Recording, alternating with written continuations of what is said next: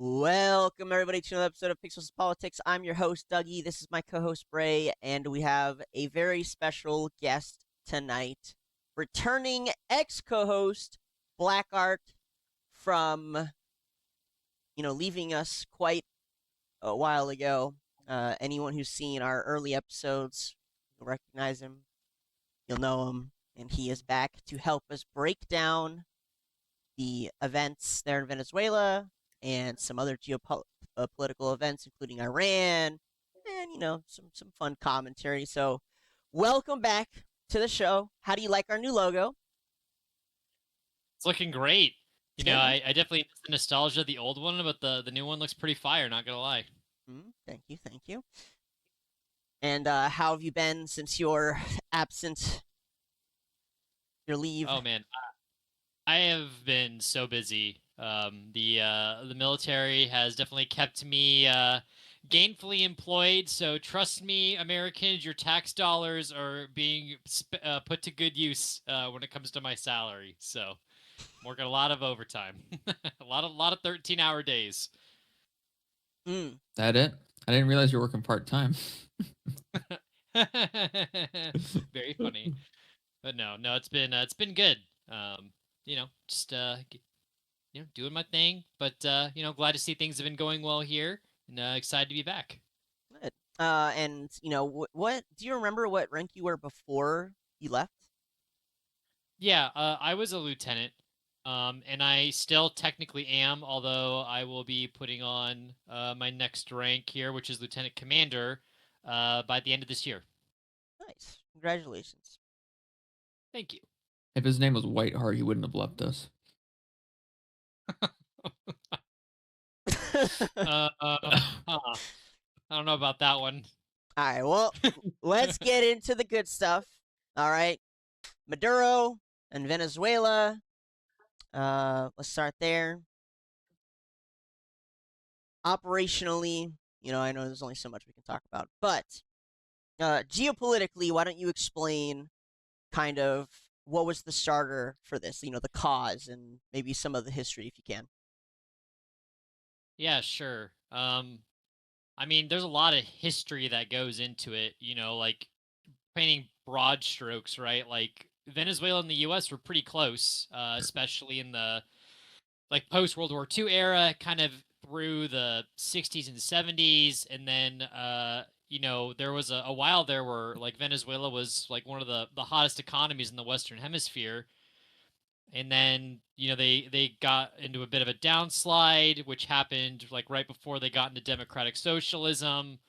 And then you had like the election of Hugo Chavez, who put them in democratic socialism. Economy starts going slowly downhill over time. uh you know but he's still a popular guy. He has very much a cult of personality. He finally leaves office, and then his successor, Nicolás Maduro, not quite as popular, but still very much a democratic socialist authoritarian. Um, Unfortunately for him, not quite the persona that Chavez had. It starts to fracture the support base that had supported Chavez. Maduro, iron grips holds on to his power, which causes some enemies, puts him on the outs, has to resort to, supporting criminal organizations like drug runners, obviously, right? You've heard Trump talk about it a million times. Mr. Mm-hmm. Drug Dealing Duro himself. Um, and, from there, it just kind of unravels the relationship. And when we start to zoom in a little bit, I think there was a bit of friction between Maduro and Trump in his first term, where there was some talks that relations were going to kind of warm again, and that Maduro might be willing to cooperate on some things. And then basically, as soon as Trump is voted out of office in 2020 and the Biden administration comes in, like a lot of that progress halted. You had the elections in this last go around for Venezuela that really, I mean, basically every international monitor was like, these elections are freaking bogus. Maduro did not win this, which is Yeah. why they call him like the disputed president, right? Mm-hmm. Or the nominal president, whatever. Um, and then from there just kind of decayed. There was like an effort by the Biden administration to, get oil companies back into Venezuela after they got kicked out from Venezuela nationalizing, the oil industry. So like Exxon got to go in. It was a part of the deal to turn Fat Leonard over back to the U.S. after he, escaped into Venezuela. And then Venezuela kind of kicked Exxon out again. And I think from there, and between that and the supporting of various criminal organizations and pushing drugs and all that, you know, it really put him at odds with the Trump administration 2.0. There were, I think, a lot of efforts to try to resolve things diplomatically, and at the end of the day, Maduro decided he wanted to stay in power and not have anything, or rather, to test, the Trump administration's resolve in, seeing him removed from power. And we saw sort of the climax of that on January 3rd. And the rest is history. So that's I guess the very the very quick down and dirty of that. But that's kind of how at least I've seen it play out. Yeah, it's not. It's also not an uncommon one, and it's funny. We'll talk about Iran a little later, but very similar situation where a Western. So I'm not even just going to run it with America because it happens to the UK. It's happened to the UK too, where Western companies move into a country and they're welcome there to sell their resources, usually oil, of course, but not even just that. Uh, this happened over the Egyptian canal. I don't know why I'm forgetting the. Suez. Yeah, thank you. The Suez Canal, where a Western company sets it up. There's a change of power. The host country, nationalizes you know, whatever it is, the resource or the canal, whatever it is, and then there becomes this question of, well, is that fair? Is it fair? It's my question. I don't know, but if you're ExxonMobil, you're probably thinking not so much, right? Yeah, I mean that's such a loaded question, right? I think the answer is pretty obvious that like no, it's not quote unquote fair. Doesn't mean it's not necessarily right or that it's not in a country's best interest, but I think especially in Latin America's case, right? Like every time a country has tried to like lean into democratic socialism or nationalize different industries, whether it's oil or copper mining or whatever, it just always goes so bad. Oh yeah. I mean, democratic socialism freaking crushed Latin America from basically like the 60s, into the 80s, pretty much widespread. And then it was odd because like Venezuela was one of the last countries to go democratic socialist after seeing it wreck, basically everyone from like Argentina to Colombia. So I don't know. Very bizarre. I don't know either. It's more of a psychology of the people kind of question that I don't know if we'll ever understand. Free shit. Here's your free shit. Vote for us. And yeah, I don't know. Unfortunately, every time we see that government get elected, it doesn't usually end well. But I wasn't trying to trick. I wasn't trying to trick you. I was trying to lead us into the fact that this wasn't only about ExxonMobil losing out on their investment, right? I mean, I think that's kind of why you see Exxon so hesitant to like go back in even now. Even as President Trump's trying to stir up support for the oil companies to go in and help Venezuela like reestablish their oil infrastructure and get the exports going again. Exxon's like, we've been burned on this like two times over now, so like maybe we don't get fooled the third time. Like maybe we just don't. No, for sure. I also heard, and I think we saw this recently with the Panama Canal about this obviously not just being about resources, but about deterring China and Russia's influence in our backyard. hmm Yeah. So, I mean, Venezuela, I would argue, I don't think it's a far stretch to say that Venezuela was one of Russia's biggest allies in Latin America. You can maybe make an argument that Cuba Mm. is equal to them among some other. I'd say those are probably the big two for Russia. Um, Obviously, lots of commonality. The big one being, hatred of the United States. Yeah. So yeah, yeah. So and on the geopolitical stage, you can always see that like Venezuela and Russia were scratching each other's backs and supporting each other on a lot of initiatives, whether it was at the UN or with Russia's invasion of Ukraine or what have you. But there were a lot of, I mean, obviously, Venezuela was open to a lot of nefarious activities, not just with Russia or criminals, but the Chinese were trying to get in on it, kind of trying to bring Venezuela fully into that axis of evil. And then you had a lot of Iranian play in it too. I mean, obviously, Iran was one of the biggest people, or one of the biggest countries, or the quickest countries to condemn the actions on January 3rd. So that axis of evil really trying to stick together. But I guess those strong condemnations didn't quite work out for Maduro. So unlucky. Nope. He'll spend his time in New York along with the likes of Diddy and who's the Bitcoin guy? Sam Friedman or whatever. Altman? Was it No, Sam no, no, no. No. Altman Yeah, is yeah, the right. CEO. Friedman. Right. Yeah. And isn't 6ix9ine in there? Is Luigi Mangione in that prison as He's well? in there too. Yeah, that prison is becoming quite full of famous people. It's wild. Basically Arkham Asylum, dude. True. Yeah. So we're seeing a lot of countries that are aligned with Russia and China, kind of getting the battering end of the old big stick. Yeah. Amazing what happens when you put or assert pressure on your adversaries. I think, and when I think through my time, I've been in the military now, getting close to 10 years. So I was, first in with Trump 1.0, then I was in the entire Biden administration, and then Trump 2.0. And I would say this is the time where I felt like we've seen so much pressure being put on our adversaries more than ever before.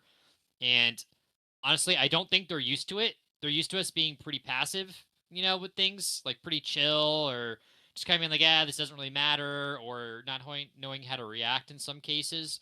Um, and now that we're really like turning the heat on, it's one, surprise them a little bit. They don't really know how to react. And it's, we see some things fracturing, you know, and things changing.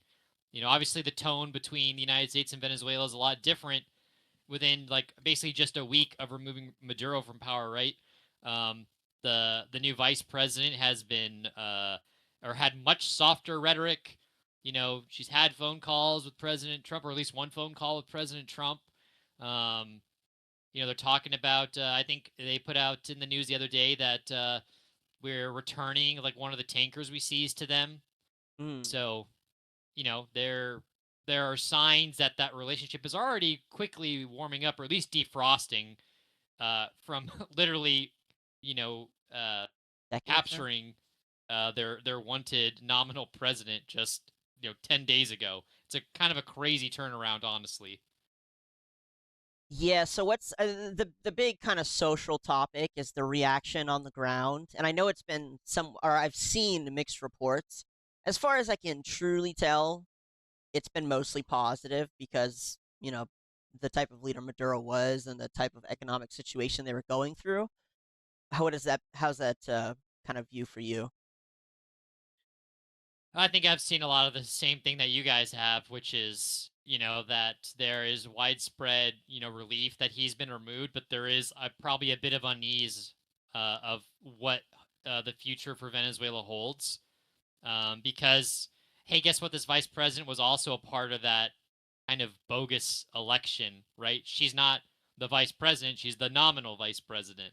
Sure. Um, so I know there's a lot of speculation floating around of like, oh, like are they, is the support network that Maduro built going to fracture? Are they going to hold like snap elections for like a new regime? Uh, I think there's a lot of questions to be answered, and really only Venezuela can answer them. And I think right now there's a lot of I don't want to say it's like soul searching, but people that at least have power in Venezuela are really trying to calculate their next moves on how they want to steer the future of this country. Hmm. How you mentioned the government's kind of being more cooperative. Does that Hmm. do you think that's going to be kind of a permanent thing, or do you think we'll have to run it back to 2.0? Oh man, I don't know if we'll have to run it back. Although I did see that we put out a bounty for what was it, like Maduro's like number two guy. I can't Mm, remember his name, maybe like Cabello or whatever. So you know, but I really do think any future uh any future changes to the relationship is going to depend on how they respond now to Maduro's absence. Whether they slide back into being a democracy, like a true democracy, and sort of undoing some of these authoritarian power structures that they put in place, or or what. But the fact that it didn't just outright devolve into total chaos is a good sign, I think. okay, That at least shows that people are willing to sort of cooperate and maybe talk things out before they just start shooting each other or like going into a total civil war. I think this is like a night and day. Like I know a lot of people at first, or rather like not even at first for when we capture Maduro, but like when people were thinking like, oh, the U.S. is going to go invade Venezuela, it's going to go invade Venezuela. I always used to see people being like, "Oh, this is going to be like Iraq 2.0. We're mm, going to be stuck there forever. Things are going to go bad." But I think this is like such a different scheme because one, there was no invasion, and two, the country didn't fracture once its leadership was either run out of the palace or captured or whatever. So the institutions in Venezuela have held up, and it's just a matter of you know, I think from an American, or from the Trump administration perspective, it's, steering them back into the lane of democracy and hoping that that means that they will abandon relationships with our adversaries and become closer with us again, especially if there's an economic benefit, a quality of life benefit, welcoming them back into like the global economic sphere, things like that. that's fair. And I think you kind of briefly were about to go there, but I'm curious. There's two surprises for me. Or sorry, there's the biggest surprise for me is the American response, and not just the American, but people outside America, where I thought people were going to be very against us going in, pretty much America doing anything, to be honest with you. But us going in and pulling off such a operation, I thought people were going to be very much against it, just in general. However, I've kind of seen the exact opposite response, in which people were like, "Hell yeah, brother! Like America's back, let's go!" And I've been completely shocked by it. I'm surprised. I'm genuinely surprised. And I think it's because of what you said, where people were worried that it was going to turn into, Iraq 2.0, and instead it was, accomplished in a fucking, less than a day. And you're right, it's not stabilized. There's very strong signs of a positive transition. Yeah, I think when I think back to, like I mean, granted, I was like a kid at the time, but I had a dad who was, very interested in what was going on in like Iraq and Afghanistan. But I remember like in the early stages of that, like right after 9/11, going in, toppling the Saddam regime, going after terrorists. There was a lot of like a very pro-American, like hell yeah, let's go get after it sentiment. But by the time that those conflicts ended, we'd lost so many people. We'd spent so much money. We'd been there so long. War fatigue was high. A lot of frustration between us and allies and partners. And it was just, it left a bad taste in our mouths by the end, right? Mm-hmm. And also, we kind of look and go, okay, so what? Like now the Taliban are once again in control of Yeah. Afghanistan. and Iraq has a lot of problems. Like, did we really fucking fix anything? Was any of this worth it?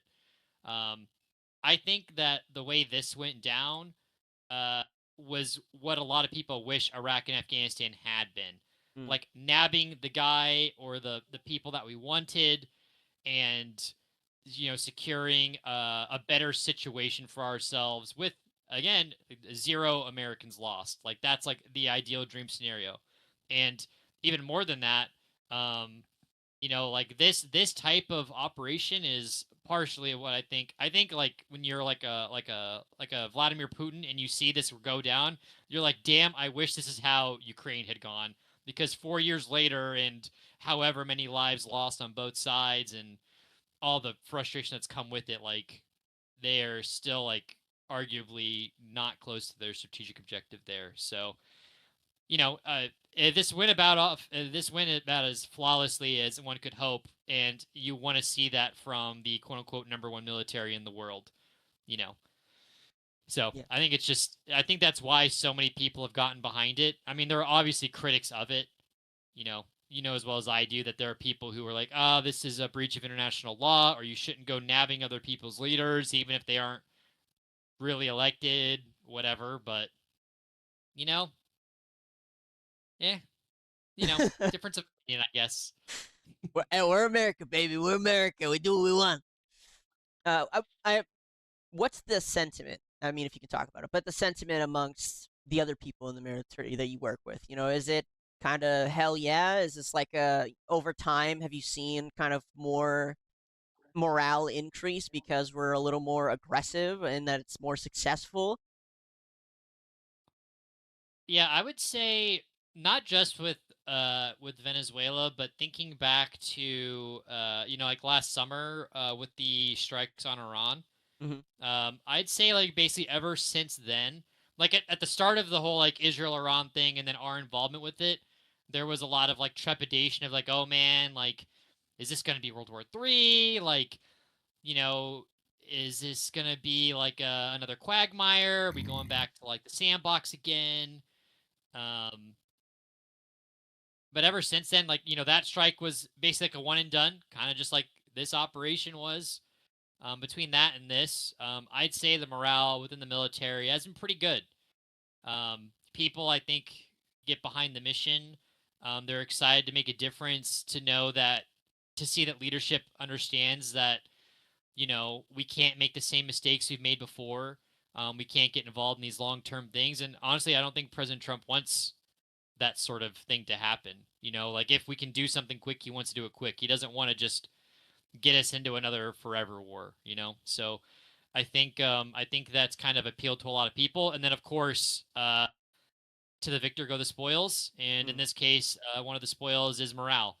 And And knowing lots that, of hey, oil. like like our military that was supposed to be the best is proving that it's the best. So that just, I think, emboldens us to kind of get behind our leadership when the days are long and the ask is difficult, to Hmm. just get behind it, hit the I believe button, and accomplish the mission.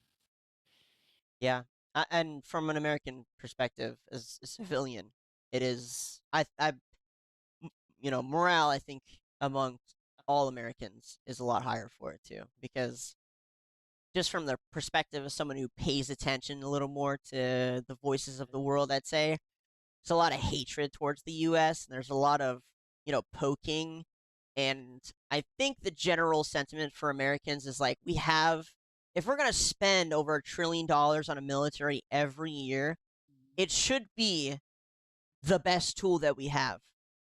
And watching it go either unused, underutilized, or it just failing outright, which is kind of the perspective I feel like most people in the world have had for the U.S. For the past, like, I don't know what, like 20 years.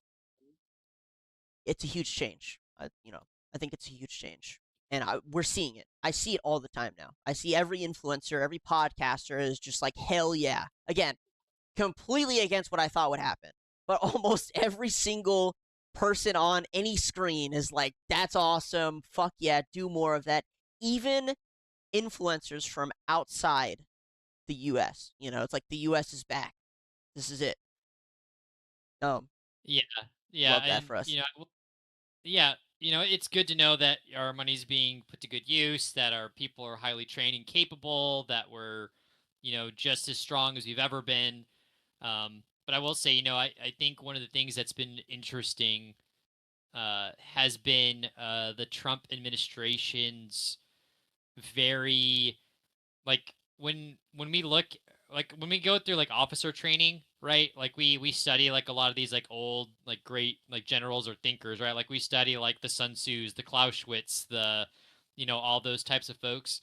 And when these old strategists talk about like, oh, like you need to have like limited objectives, you need to know what you're fighting for because otherwise you're going to get stuck in a quagmire.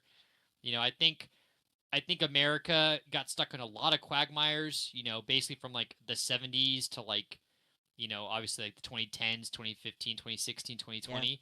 And now we've kind of finally like really figured out like how to really go after those limited objectives and, not, overcommit, just do what you need to do to get the mission done and to get people home safe. And I think it's been great. This last year I think has been proof that at least the Trump administration understands maybe better than they did even in their first term. Like, hey, this is how we had to get after things.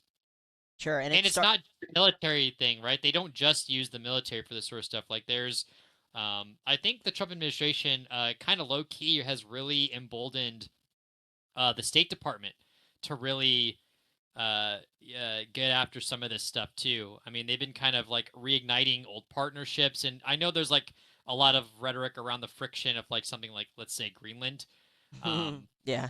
but like we still have a lot of partners all over the world that are really like doing great stuff, and they're happy to partner with us, and they know that we're a much better partner than Russia and China will ever be.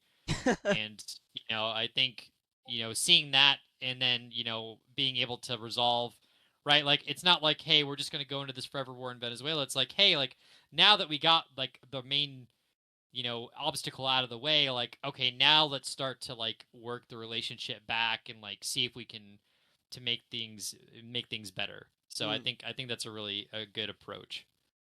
Sure, and it started with the just going a little bit back to the seizure of the well, it started with the bombing of those drug boats, right? Can you explain those a little bit? I guess like the destination, maybe where they're going, uh, or I guess like the goal, like what's going on there, just from the macro.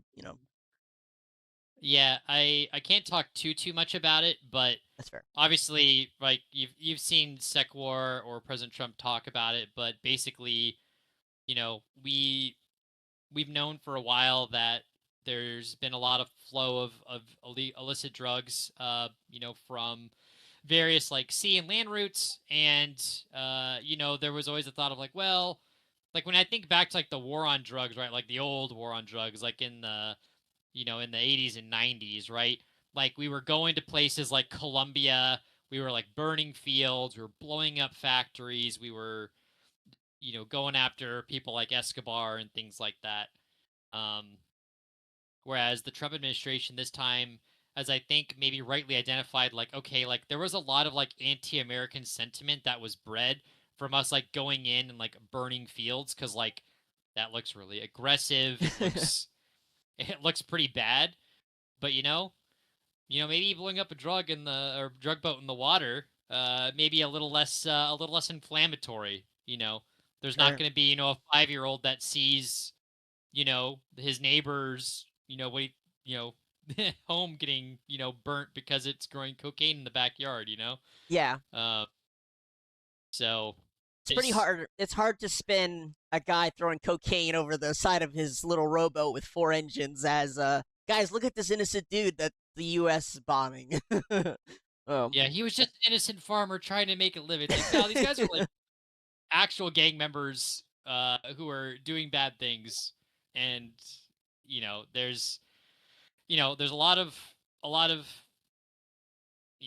there's just a lot of traffic that we're trying to get after, and you know you've obviously seen the results on X. So we're in the news, wherever you're getting your stuff from. It's I would say it's been ongoing, and that'll likely continue. I haven't seen any indication that we're going to stop doing it, so we'll just keep doing it. Fair enough. And then we have the seizure of the oil tankers. That's kind Mhm. of been, I don't know if it's as big as people are saying it is, but they're like, oh, that's going to lead to the next big conflict. Can you explain kind of uh who owns the boats, who's operating them, or how they're bypassing the sanctions? You know,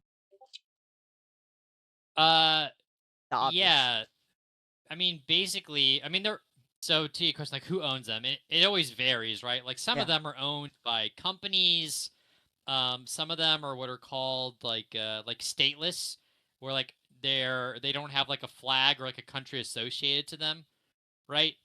Um, so like every vessel usually has like a company that owns them or sponsors them, and then they have like a country associated to them, and uh, there's like a these mariners when they go out there's a system they use to basically declare what they are and like where they're going and why, and it's supposed to basically help ensure that like people aren't running into each other out on the water, or that like law enforcement knows where they're going, and it's like a general safety thing, right? But it's built on the concept of like honor and good faith. Hmm. And what some of these vessels do is they lie about who they are or where they're going, and what they try to do is they basically try to avoid sanctions, or they try to smuggle things.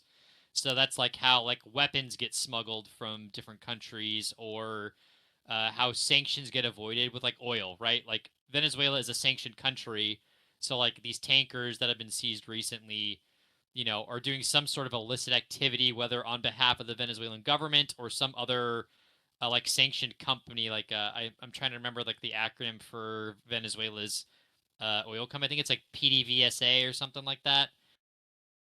Petro de Venezuela, something, something, something. No idea. Um, but yeah, the state oil company, pretty much, right? Like they're sanctioned. Like basically, the U.S. government and many of its allies have been like, nobody's going to do business with these folks. Mm, And well, hey, people still try to move their oil to places. So fair enough. Moving on to the Colombian president and quite a few other Latin American leaders, including Lula of Brazil, they kind of put together a little formal message response about how much of a no-no it was, and then the Colombian president himself said, "Come and get me," to Trump. Um, as far as the responses have gone or have happened to the successful, capture, have we seen more countries kind of settle down a little bit? I mean, you mentioned Russia and China kind of get on the back foot, but what about some of these other countries who are they don't seem to be scared? Sorry, these leaders. I don't want to say countries. The leaders. well, I mean, like in Petro's case, it's funny because he initially had that really harsh rhetoric, and then he calmed down a few days later, right? Like I think he even has a visit to the U.S. coming up or something like Oh, that, really? right? That's pretty funny. I think he's been invited, yeah, or they've invited to meet with like, some State Department folks. So, um, I just think it's funny. He was very very angry at first, but I think he's sort of calmed down. But I mean, you're going to have some leaders that are like scared, right? Because like not just because of what happened to Maduro, but they're like, oh, well, like if his country goes into complete and utter chaos, what does that do to our like continent? Mm, What does that do to our region? Um, like I think Brazil or Colombia, for example, right? Like two countries that border Venezuela or very close by. It's like, maybe you have a worry of refugees coming into your country. Um, but then you have countries like El Salvador and Trinidad and Tobago and Guyana that are like, hell yeah, you remove this guy who's been a bully. This is great, and we didn't recognize him either. So great, good job. So it's been pretty mixed. yeah. Obviously, like you even have like European countries, right? Like some are like, yeah, the U.S. did a good here, and then you have some that are like, this was a violation of international law, and we're monitoring the situation very closely. It's like, yes, go ahead and sit in your cuck chair, European Union. Like, very good job, strong condemnation. Thank you. My favorite Didn't were ask. there were a bunch of Frenchmen doing a protest about the U.S. The capture of Maduro, and at the same time it was going on, they were trying to lead a coup against Burkina Faso's leader, which is a former colony of France. And I'm like, what the hell? Like, what is going on here? I can't with Europe sometimes, man. I can't. Yeah, Oh man. Europe's an interesting place for sure. As varied in opinions as the United States are, so Fair enough. you know. Yeah, that's what we'll chalk it up to for sure. So moving on to we'll get to Iran last because I think it's very serious. But just jumping off to I don't know how funny or serious this one is. The Greenland rhetoric that recently came about, and I think it was blown slightly out of proportion. Simply anytime they ask Trump, are you willing to use force? He says maybe. So it could be an option, and the media just kind of goes fucking ape shit with it. But Mhm. yeah, can we break that open a little bit? In what regard? Like, you want to know just what I think about it, or? Yeah, I mean, what you think about it, maybe the whys of why we want to procure a Greenland. I mean, the U.S. has wanted it for fucking like it's Yes, like over hundreds 50 of years or years. some shit. Yeah, it's been on the table for a while. I think the U.S. has wanted Greenland since like the 1800s. It's crazy, Like actually. I want to say the 1850s or something like that. I want to say is like the first proposal we made to buy Greenland.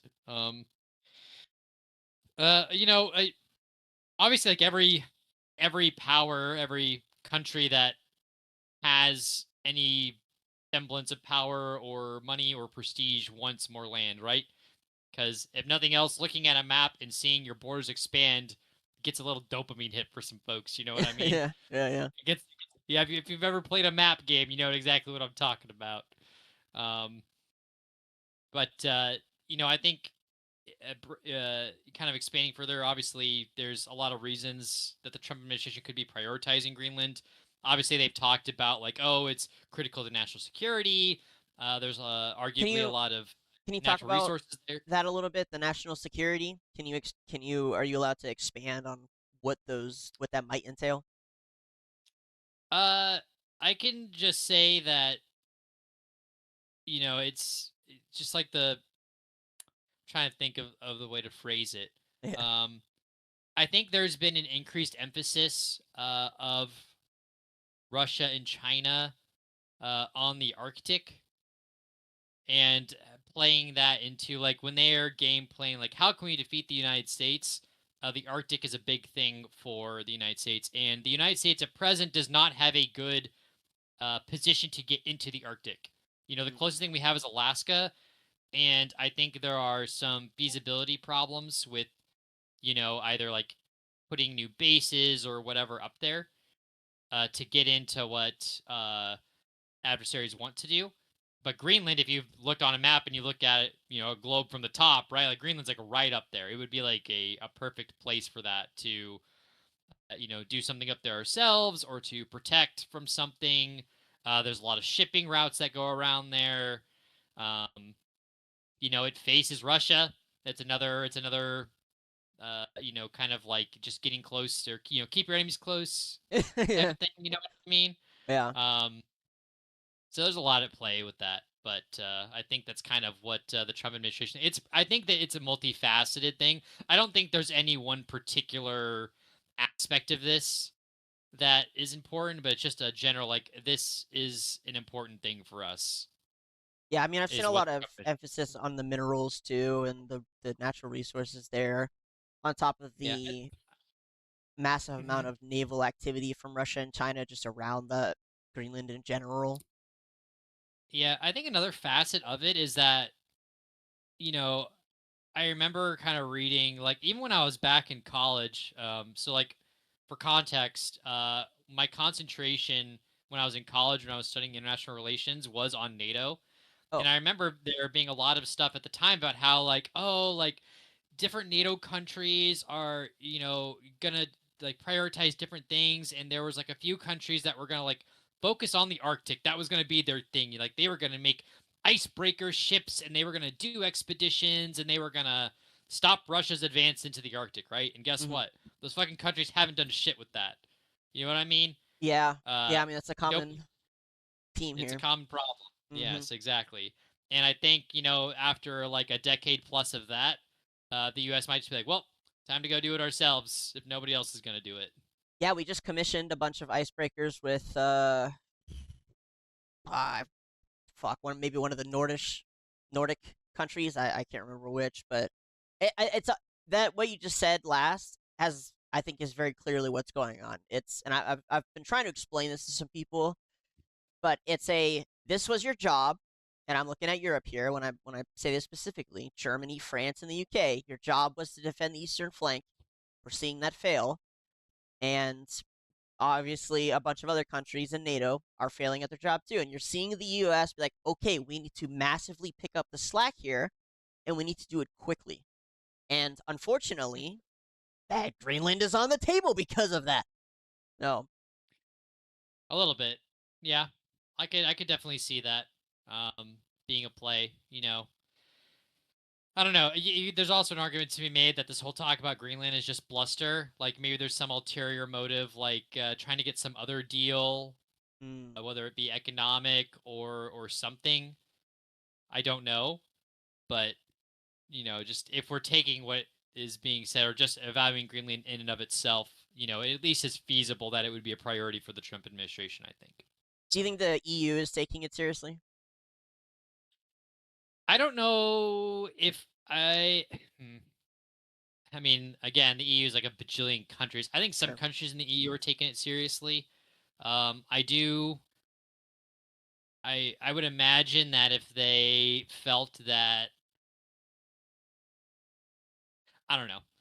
I mean, I do think I think it's very. I think some of them are like, this is bullshit. The U.S. will never do it, and then there are some that are like, oh, this is a serious thing. We need to like, we need to either de-escalate or you know concede what the Trump administration would be okay with or whatever. So Yeah, it's one of those. I honestly cannot tell myself either. I mean, maybe that's the great benefit is that with Trump, nobody really knows, outside what's going on, and he can kind of hit a switch, and freak everybody out quite quickly. Maybe that's a great benefit. Keeps everyone on their yeah, toes. the art of the deal, baby. The art of the deal: demand a lot and settle for a little. uh, Yeah. so yeah, he says the same thing about Canada too. I had a great discussion with a Canadian. And for me, I've said it a few times, but it does appear like the Arctic is the main goal here is in securing our northern border, our northern border. So, Yep.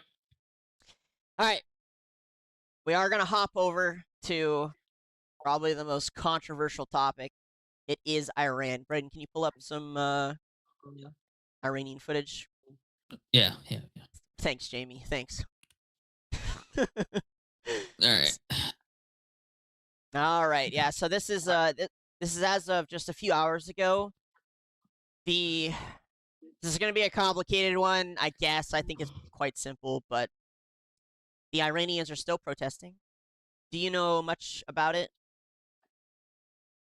I mean, I've been seeing it in the news. I know there's been a lot of issues, I think, that have been brewing in Iran for years, if not decades, but being exacerbated, I think, by a lot of recent setbacks for the supreme leader.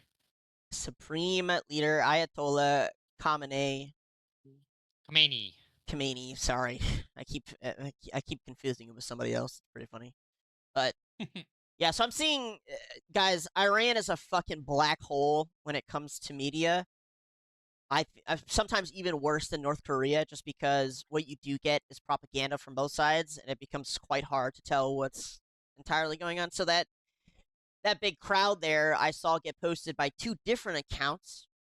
One of which was saying that it was a protest against the original protesters, but most are saying those it's a continuation of the protests.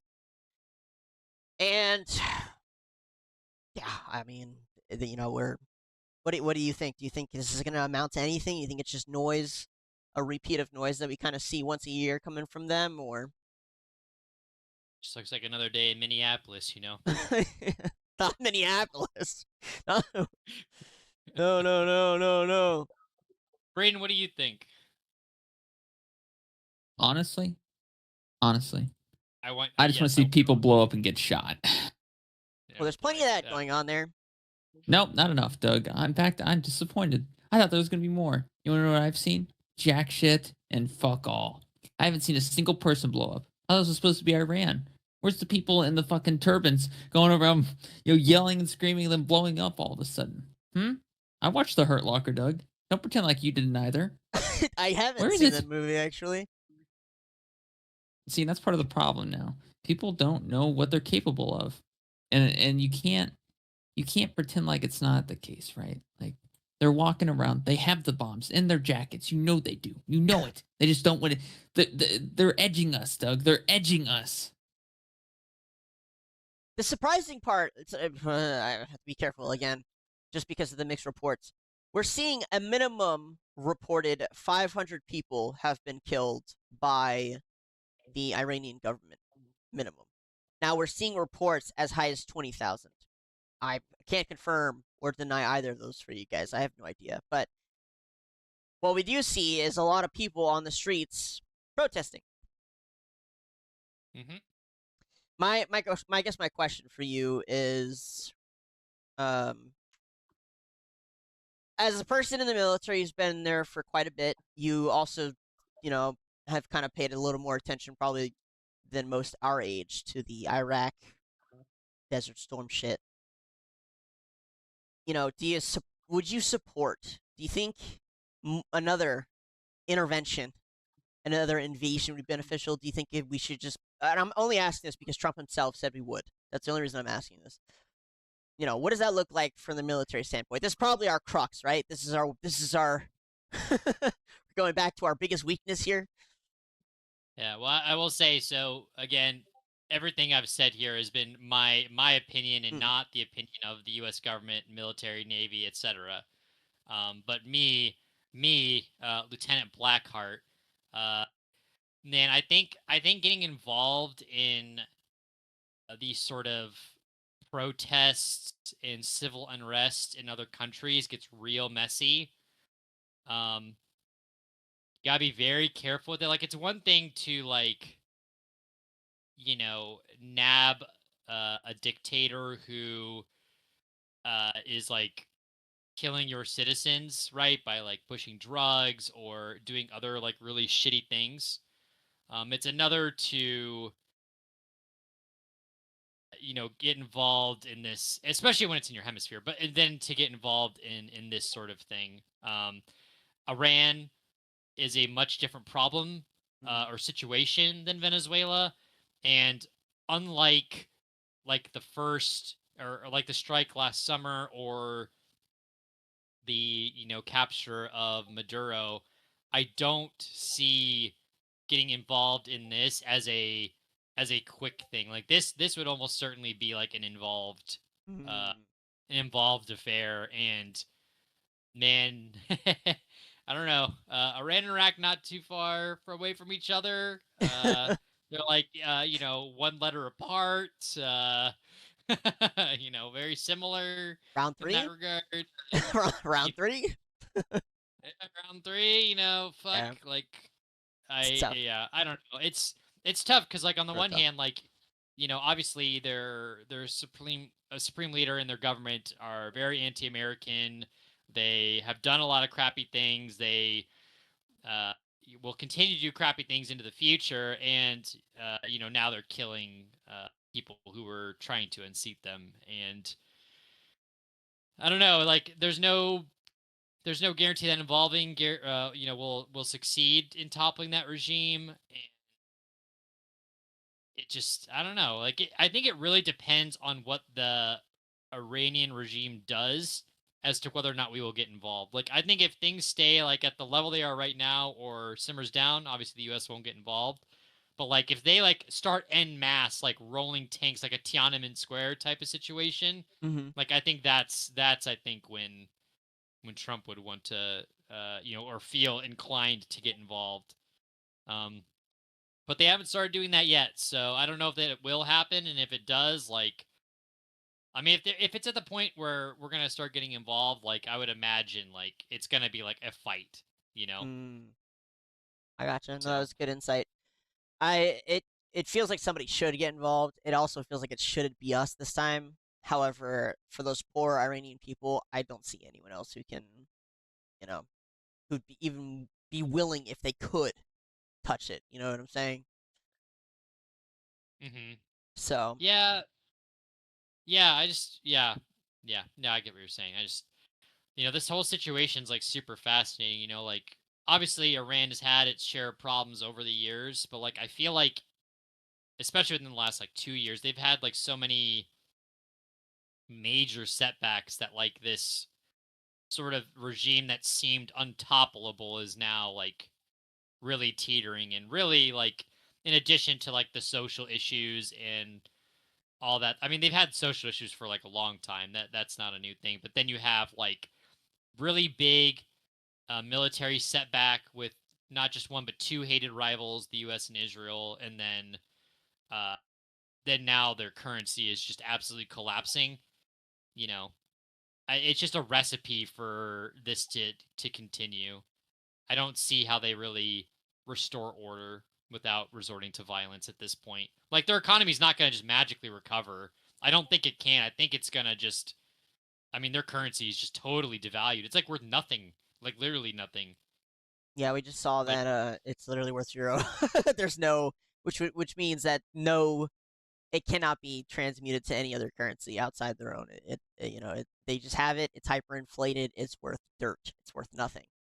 So yeah, I don't understand how you kind of overcome that, Like it's just I don't think it's I don't if I was a betting man, I would say that this regime is primed for a fall, or at the very least, there's going to be like a civil war type of thing going on.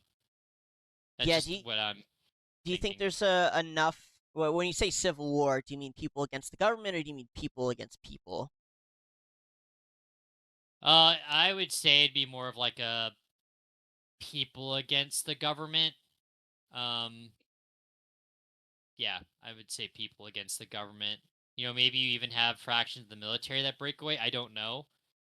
Um, I'm not like super like in-depth knowledgeable on Iran. It's one part of the world that I'm not like hyper focused on, but um yeah. I mean, I think this economic situation and the really bad setbacks have like really eroded the support of the regime. Like I can see the normal people being against the regime and I can see like a lot of their elites being against it after the embarrassment, Hmm. from like last year. So not a good recipe. Not a good recipe. And I mean, their supreme leader's like super old now, right? Like he's in his 70 seventies, or eighties. 80? Yeah, he's up there for Yeah, sure. he's old, man. You know, maybe he'll get the Assad treatment and freaking fly out to like Moscow or Beijing and just live out the rest of his days. I don't know. Maybe. Do you think the success of the U.S. there in Venezuela had any influence on this? Um, no, I don't think what happened in Venezuela had any impact on this. That's fair. I think this is all the, like I said, it's the Israel and U.S. Embarrassment. It's the, brewing social issues they've had, and then the economy just going to total shit. That is very much fair. And I guess, lastly, do you should we expect more uh kind of a ramping of the US military activities? Do you think other countries are going to kind of calm down a little bit? Or are they going to try to match the US's energy here? What do you think the overall ramifications of the US being more proactive?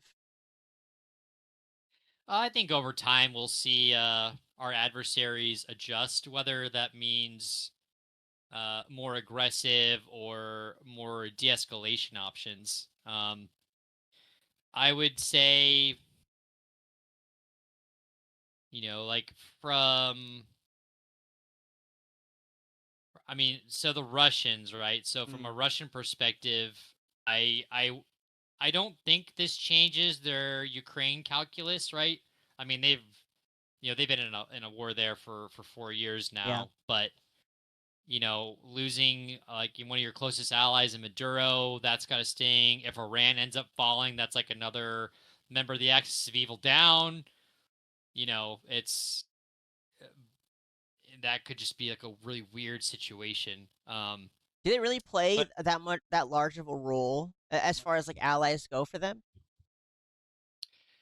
I mean, depend. I mean, that's a relative and depends how you look at it question. But like whether it's support at internet on the international stage or Mm. sharing of information or at Mm. least backing each other up and knowing like, hey, like if push comes to shove, we all are working against the United States for whatever purpose or Europe or whoever.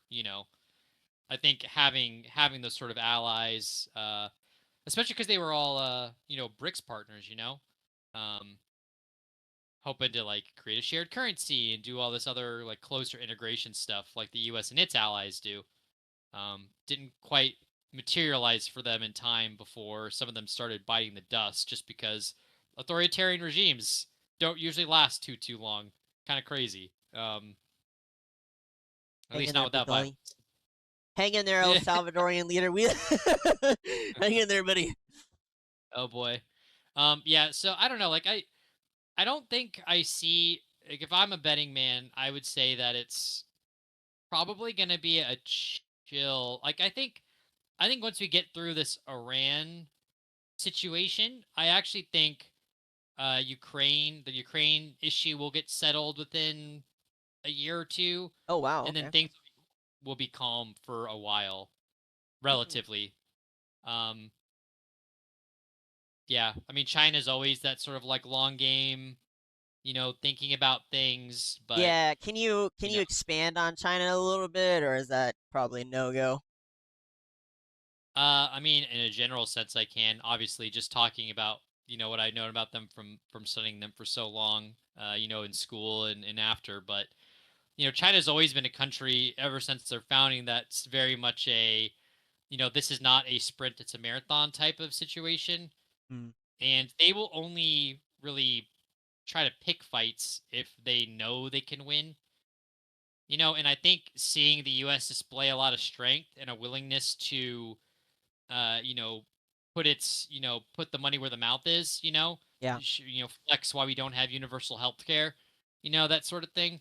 Um, they may, I think this has been something that has been more of a deterrent as opposed to an aggravator, Gotcha. like I don't think China sees what's going on and is like, oh yes, like the time to strike is now. I think they're probably just like, maybe we wait a while, like maybe we just wait like a few decades, a century, like we just kind of chill out, Yeah.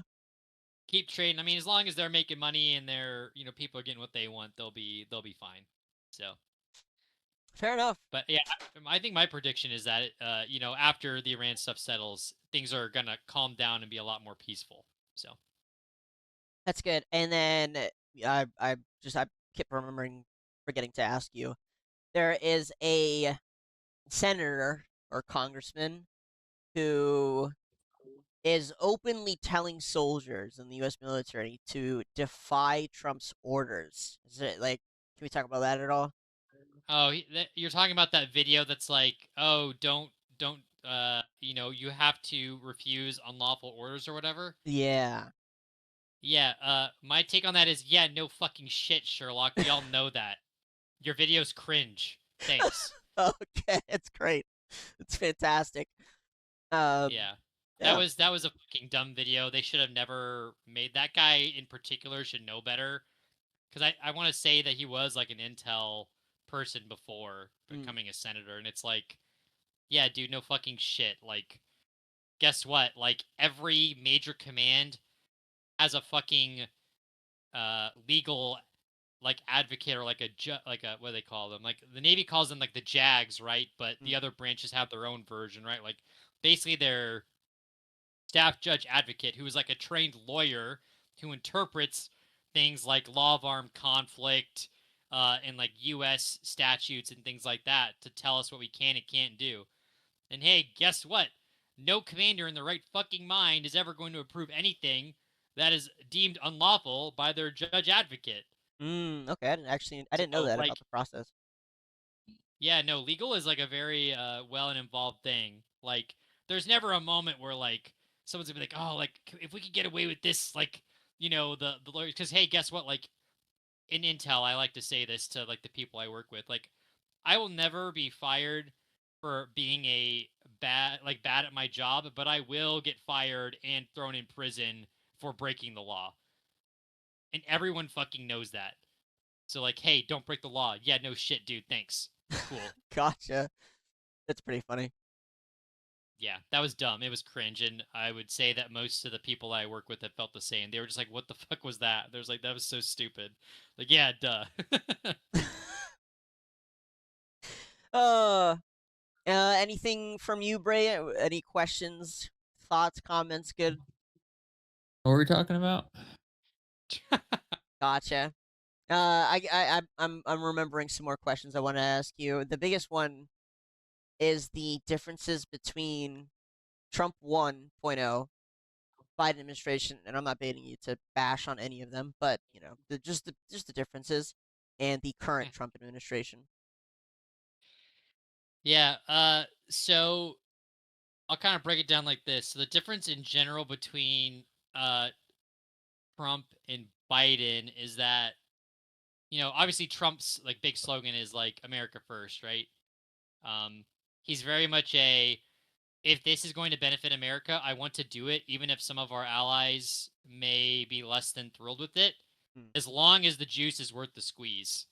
Trump's not afraid to um, irritate or chafe some people, because he figures that, well, I can work with them on other things to kind of ease the stress.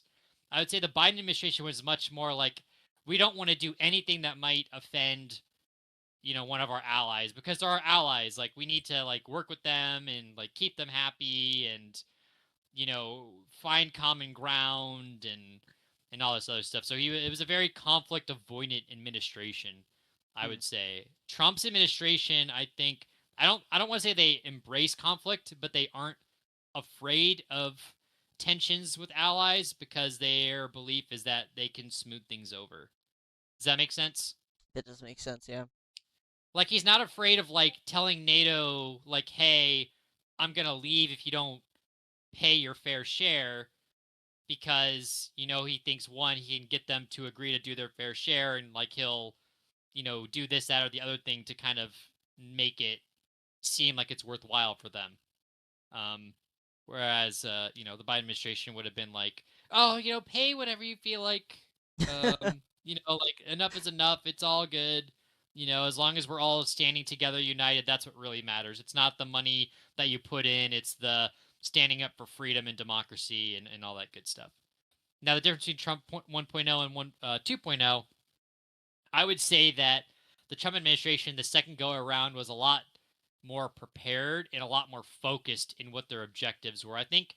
And they're also more proactive. I think that the first time around, they were very react to contact. Like, I kind of remember uh the Syrian civil war still going on, right? There Yeah. was chemical weapons used, and their reaction to that, I think they were surprised by that, and they were very much like, and the response in that instance was maybe not as prepared as it could have been. And I think at the time, the Trump administration and Trump himself was not overly familiar with what the U.S. military, State Department, and other such people could or could not do. And Mm. so he kind of just went with what sounded best kind of to him and what he was being advised on.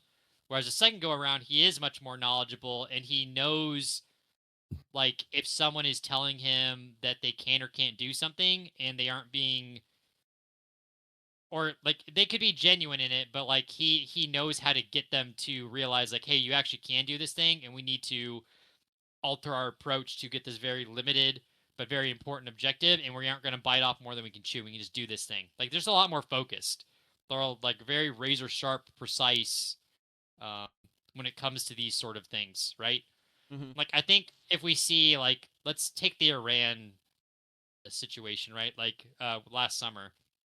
If that had occurred during Trump's first administration, and I mean, I kind of did, right? Like, I guess they had the Happens brush once a up with the. year. I mean, they had the brush up with the Trump administration, right? Like where, like Iran shot down the airliner on accident, allegedly, and then we responded by like putting the bombers like in what was it, Qatar or whatever, and then Iran fired missiles at the base, right? Mm. Yeah, yeah, Remember yeah. that? Yeah. Uh, there it was like it was again kind of react to contact type of thing, but like the objective of what we were trying to get out of Iran wasn't clear. Whereas the second go around with the the strikes back and forth between them and Israel, and then the nuclear program, right? Like Trump knew, like, okay, like what I need to get out of this is I need to set the nuclear weapon program back, and here's specifically how I'm going to do that, and I'm going to do it in a way that does not get me in this long drawn conflict. I don't bite off more than I can chew, and I have ramps for de-escalation where I can get this thing, show that I'm a freaking badass, and then I can go, okay, you want the smoke more or no? I know you're gonna choose no because I just freaking, you know, showed you that I'm super strong and I've deterred you from doing something stupid. And now we can find ways to keep this from happening again, and we aren't just gonna keep killing each other and racking up body count. That makes a lot of sense. Uh, Yeah, I I think a lot of people have a misconception that the Trump administration this time around seems like super sporadic and that they're just kind of biting up a lot more than they can chew. I kind of view it as like the opposite, where it seems like they are very focused and have like specific goals in mind. Like there is a method to what seems like madness um, in the media and stuff, but like it's all very, it seems very calculated when I'm kind of like looking at. It. I'm like, oh yeah, like you're doing this for this and that for that. Like this makes a lot of sense. gotcha. So Okay, that's fair. yeah, and Um, that's just my 2 cents on it. yeah. No, I think it's great. I mean, I think your explanation and analysis is great. Do you think that has to do with? I don't know how. Do you think that has to do with the secretary? I know it's called war now. Do you think that's the difference in secretaries, or just the administration as a whole? I don't think it has to do with the Secretary of War or Secretary of Defense. I think it has more to do, um, one, with Trump's understanding of what the military and other arms of government like the State Department can do, like I kind of was talking about before. Mm-hmm. But also, I think Trump has also more fine tuned who his other advisors are, Mm. right? Like, when he would, he's talked about it a bit before himself. Like he'll talk about like, oh, like when I was president the first time, I had these generals telling me this and that, and I came to find out later that they were feeding me a bunch of baloney that they themselves didn't know. Mm-hmm. But there were other people that he would talk to, like the current chairman of the chief of staff, General Kane, Raisin Kane. Yeah, yeah. Um, like he trusts him a lot, and Raisin Kane, I've heard nothing but like good things about him. Okay. He's just like super brilliant dude, has a good staff. And so Trump, I think, has identified the people who really know what they're talking about and figured out the difference between like like just a smart person and a subject matter expert, and making sure that he is talking to smart subject matter experts and not just smart people who, you know, maybe sound like they know what they're talking about, but really like don't know the full, like as much as they should to be making such big decisions. Gotcha. So he's definitely figured out who he can trust. I think that's been a night and day difference. Well, I mean, I'm trying to remember as much as I can from the first Trump administration, but I hadn't really dived into geopolitics, I think, nearly as much. And so I only got what mainstream media was saying, and that's such a slur of, you know, bullshit that it's impossible to actually derive anything from it useful. So it does Hmm. seem like now, I mean, the successes are, you know, starting at the very least, kind of piling up a bit. The fact that we can do things and not get hit back is probably already a good start, just in general, like as a baseline. But the fact that we're accomplishing mainstream goals that we've wanted for quite a while, you know, I think confirms what you've said so far and the why. So good. I look forward to seeing more successes, hopefully. And I like your prognosis for the future of things settling down, although it might not be as good for the show because we do, content, but for humanity would be nice. Yeah, it's all right. You can just talk about memes instead. It'll be fine. Yeah, I'm sure You there'll talk be enough about here in the homeland. You guys could talk about Agartha and the ice wall. Not The you aliens. too. What? No. Yeah. Oh, Now Braden's excited. Oh, He's look like, at him. Now we're getting Yeah. somewhere. Oh, Let's talk yeah. about the shit that actually matters. Who gives a fuck about Venezuela? We took him over in like one night, and we bombed Hugo Chavez's fucking grave. Fucking, what a noob level campaign. Fucking story mode. Who gives a fuck about all that shit anymore? Let's talk about what actually matters. What's underneath Hyperborea, otherwise known as Antarctica? You know? What do you think is under there, Braden? Please tell me. White people. White people as far as the eye can see. It's That's where they're all beautiful. hiding? Yes, You and would they're think why? Because I'm Jewish? that. No. Can you tell us about the neutrino weapon hiding under the Arctic ice? There is no war in Ba Sing Se. There is no war in Boston. You say you're absolutely right. Sorry, I can't confirm or deny what's beyond the ice wall. Sorry, boys. You have to go and see for yourself like I did. Oh. Yeah. Yeah, you can't go to Google Earth and well, I mean, I might be able to show you. Let me see if I can or not. Oh boy. Here we go. What do you mean here we go? This ain't a fucking conspiracy. It's the truth. It's the truth. We're Yep. going to Oh, Google boy. Earth. Not the truth. We're gonna see if Anything it'll but let me do it. My fragile worldview is going to be destroyed by You ready whatever for you're your about to mind to say. get blown? Exactly. Maybe I have to go to Google Maps. Is it Maps? I don't remember if it was Maps or not. I'm glad everybody seems to know about what is it? Agora? Hyperborea. Holy Hyperborea? shit. And How do it's you just not know what Hyperborea is? I completely dismiss it every time I hear it. I'll ask you Why? the same question the next episode. What? Don't dismiss it, Doug. Come on. You gotta get with it. It just does not feel important to my brain. I don't know why. 1 second, I have to debunk Antarctica. 1 second. How do I do this? Measure distance and area. See if they fixed it yet. All right, come on. All right. All right, You ready speed it for up. this shit, Doug? We're gonna use Google's system against them. You ready? Okay, You ready? All right. Here's America, right, Doug? that is America. You ready for something? So when we were talking about Greenland and all these countries, you didn't want to pull up the map, but you bring up a fictional place that doesn't exist, and all of a sudden the map is spawned. Yeah. Listen, Doug. You didn't ask. You didn't ask. How do I rotate this? How do I rotate the map? You need to grab onto it with your mouse. Yeah, no, I know how to rotate it like that. How do I? I'm trying to turn the United States the proper way. Good to know I'm not the only boomer here. What do you mean the boomer here? You don't know how to work Google Maps. Google Earth, and I don't typically use this program, Doug. Neither do boomers. Hold on for a second. All right. Well, whatever. We're gonna roll with this. So we're gonna measure the distance in the area. Okay. Ready? Yep.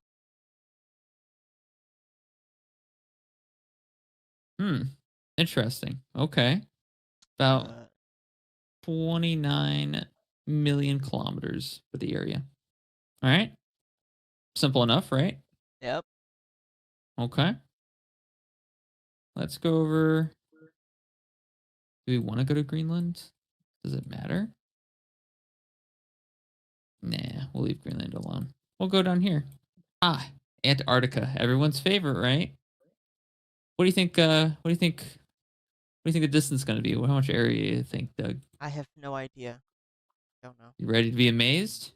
This is I Google's. know where this is going. What? It made it a circle? Made it a crescent. It won't let you measure the area? Is that The what you're- area of Antarctica. Yeah. What does it turn it into? A wall. Oh, wow. This is Google's system, not me doing it. Interesting. Just saying. Does it There's an ice wall, Doug. There's an ice wall around Antarctica?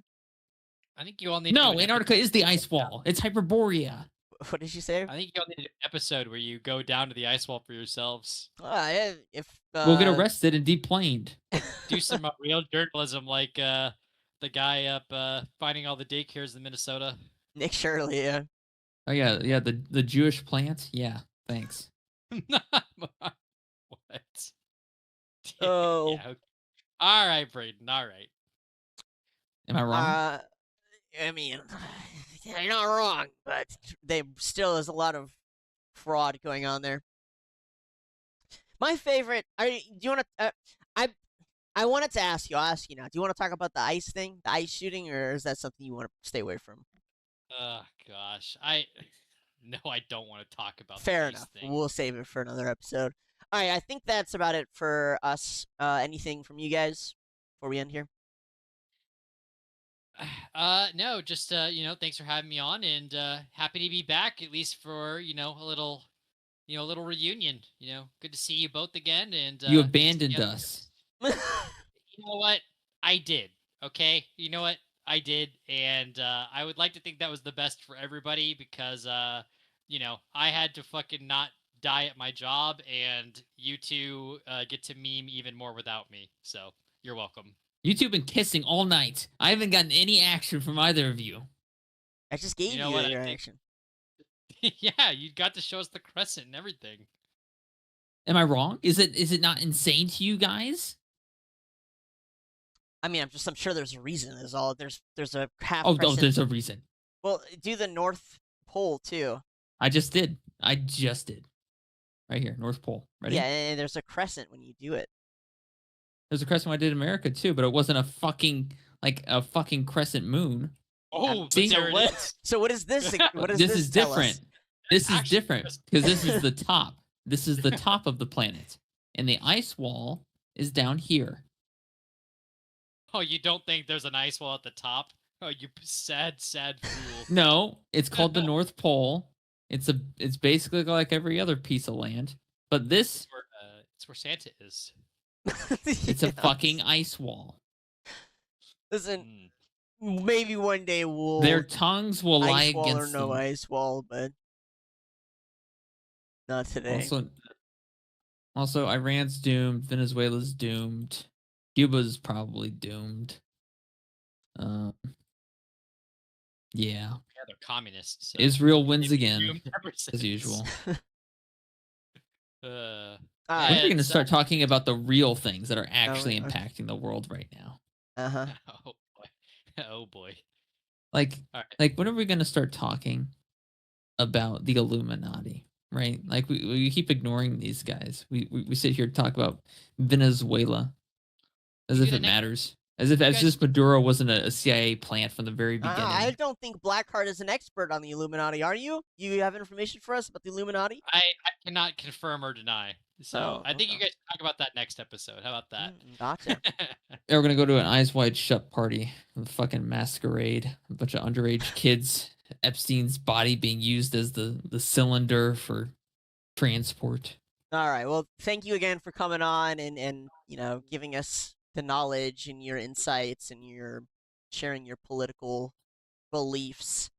And hopefully you're correct about the future of the world geopolitically, at least when it comes to conflict. I kind of agree with you. I think, overall. If I'm right, you'll be happy, and if I'm wrong, you can invite me back on the show and flame me. Easy. True. You're welcome. And call you a Everything. No, he's not a Fed. A Fed would be talking about how this affects Israel first. That's true. That's true. You would have came on and just said how beneficial this all is and what matters the most. But all right, Exactly. we're gonna wrap up here. Thank you everybody for tuning in. Thank you for coming on the show. You're of course always welcome, and we miss you. And hopefully it won't be too long before you come back on. And Yeah, hopefully it's under absolutely. good pretenses. Hell yeah. All right. Thank you. Bye, everybody.